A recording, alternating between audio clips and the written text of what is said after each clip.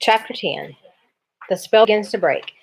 Now we must go back to Mr. and Mrs. Beaver and the three other children. As soon as Mr. Beaver said there's no time to lose, everyone began bundling themselves into coats, except Mrs. Beaver, who started picking up sacks and laying them on the table and said, "Now, Mr. Beaver, just reach down that ham, and here's a packet of tea, and there's sugar, and some matches, and if someone will get 2 or 3 loaves out of the crock over there in the corner." "What are you doing, Mrs. Beaver?" exclaimed Susan. "Packing a load for each of us, dearie," said Mrs. Beaver coolly. "You didn't think we'd set out on a journey with nothing to eat, did you?" "But we haven't time," said Susan, buttoning the collar of her coat. "She may be here any minute." "That's what I say," chimed in Mr. Beaver. "Get along with you all," said his wife. "Think it over, Mr. Beaver. She can't be here for a quarter of an hour at least." "But don't we want as big a start as we can possibly get?" said Peter. If we're to reach the stone table before her." "You've got to remember that, Mrs. Beaver," said Susan. "As soon as she has looked in here and finds we're gone, she'll be off at top speed." "That she will," said Mrs. Beaver, "but we can't get there before her, whatever we do, for she'll be on a sledge and we'll be walking." "Then have we no hope?" said Susan. "Now don't you get to fussing, there's a dear," said Mrs. Beaver, "but just get a half dozen clean handkerchiefs out of the drawer, because of course we've got a hope. We can't get there before her, but we can keep under cover and go by ways she won't expect, and perhaps we'll get through." "That's true enough, Mrs. Beaver," said her husband, "but it's time we were out of this." "And don't you start fussing either, Mr. Beaver," said his wife. "There, that's better. There's 5 loads, and the smallest for the smallest of us. That's you, my dear," she added, looking at Lucy. "Oh, do please come on," said Lucy. "Well, I'm nearly ready now," answered Mrs. Beaver at last, allowing her husband to help her into her snow boots. "I suppose the sewing machine's too heavy to bring." "Yes, it is," said Mr. Beaver, "a great deal too heavy. And don't you think you'll be able to use it while we're on the run, I suppose?" "I can't abide the thought of that witch fiddling with it," said Mrs. Beaver, "and breaking it or stealing it, as likely as not." "Oh, please, please, please do hurry," said the 3 children. And so at last they all got outside and Mr. Beaver locked the door. "I'll delay her a bit," he said, and they set off, all carrying their loads over their shoulders. The snow had stopped and the moon had come out when they began their journey. They went in single file, first Mr. Beaver, then Lucy, then Peter, then Susan, and Mrs. Beaver last of all. Mr. Beaver led them across the dam and onto the right bank of the river, and then along a very rough sort of path among the trees right down by the river bank. The sides of the valley, shining in the moonlight, towered up far above them on either hand. Best keep down here as much as possible," he said. "She'll have to keep to the top, for you couldn't bring a sledge down here. It would have been a pretty enough scene to look at through a window from a comfortable armchair, and even as things were, Lucy enjoyed it at first.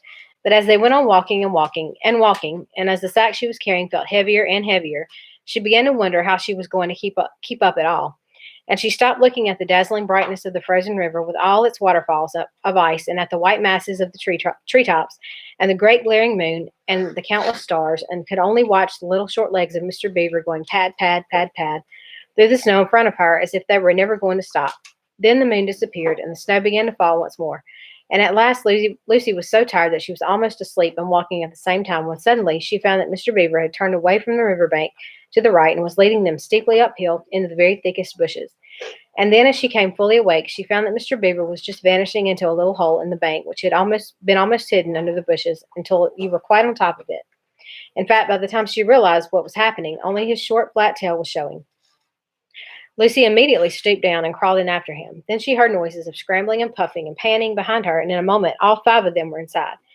"Wherever is this?" said Peter's voice, sounding tired and pale in the darkness. I hope you know what I mean by a voice sounding pale. "It's an old hiding place for beavers in bad times," said Mr. Beaver, "and a great secret. It's not much of a place, but we must get a few hours' sleep." "If you hadn't all been in such a plaguey fuss when we were starting, I'd have brought some pillows," said Mrs. Beaver. It wasn't nearly such a nice cave as Mr. Tumnus's, Lucy thought, just a hole in the ground, but dry and earthy. It was very small, so that when they all lay down, they were all a bundle of clothes together. And what with that and being warmed up by their long walk, they were really rather snug. If only the floor of the cave had been a little smoother. Then Mrs. Beaver handed round in the dark a little flask out of which everyone drank something. It made one cough and sputter a little and stung the throat, but it also made you feel deliciously warm after you'd swallowed it, and everyone went straight to sleep. It seemed to Lucy only the next minute, though it really was hours and hours later, when she woke up feeling a little cold and dreadfully stiff and thinking how she would like a hot bath. Then she felt a set of long whiskers tickling her cheek and saw the cold daylight coming in through the mouth of the cave.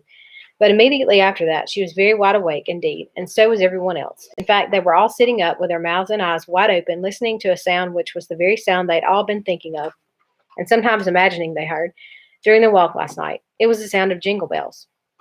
Mr. Beaver was out of the cave like a flash the moment he heard it. Perhaps you think, as Lucy thought for a moment, that this was a very silly thing to do, but it was really a very sensible one. He knew he could scramble to the top of the bank among bushes and brambles without being seen, and he wanted above all things to see which way the witch's sledge went.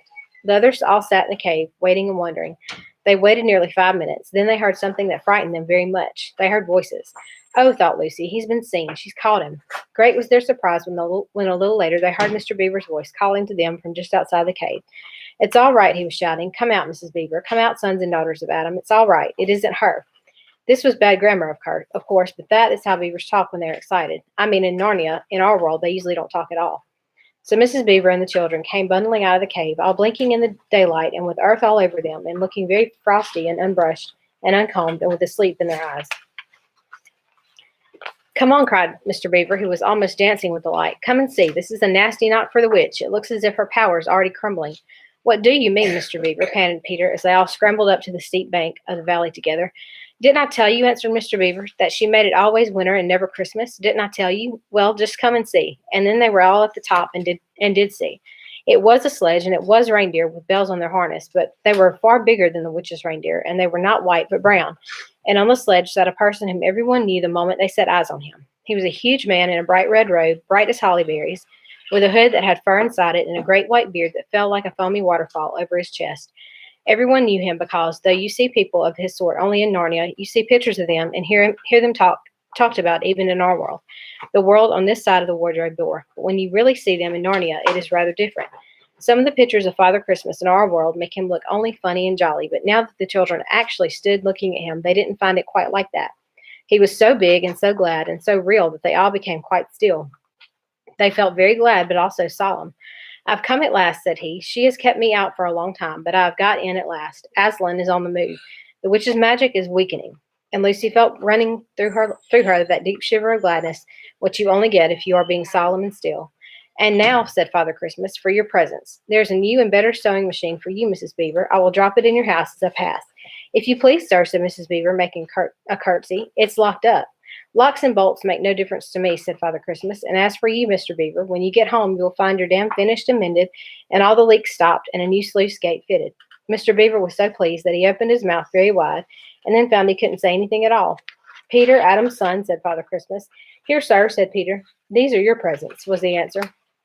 And they are tools, not toys. The time to use them is perhaps near at hand. Bear them well. With these words, he handed to Peter a shield and a sword. The shield was the color of silver, and across it there ramped a red line, as bright as a ripe strawberry at the moment when you picked it. The hilt of the sword was of gold, and it had a sheath and a sword belt and everything it needed, and it was just the right size and weight for Peter to use. Peter was silent and solemn as he received these gifts, for he felt they were a very serious kind of present. Susan, Eve's daughter, said Father Christmas, these are for you, and he handed her a bow and a quiver full of arrows and a little ivory horn. You must use the bow only in great need, he said, for I do not mean you to fight in the battle. It does not easily miss, and when you put this horn to your lips and blow it, then wherever you are, I think help of some kind will come to you.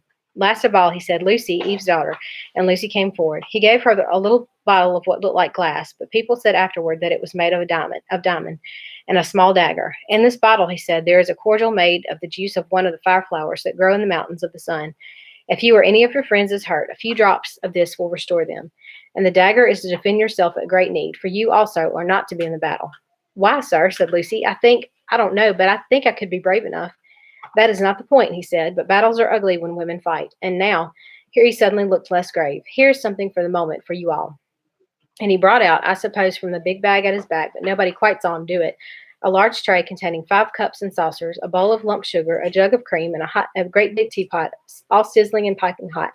Then he cried out, Merry Christmas, long live the true king, and cracked his whip, and he and the reindeer and the sledge all were out of sight before anyone realized that they had started.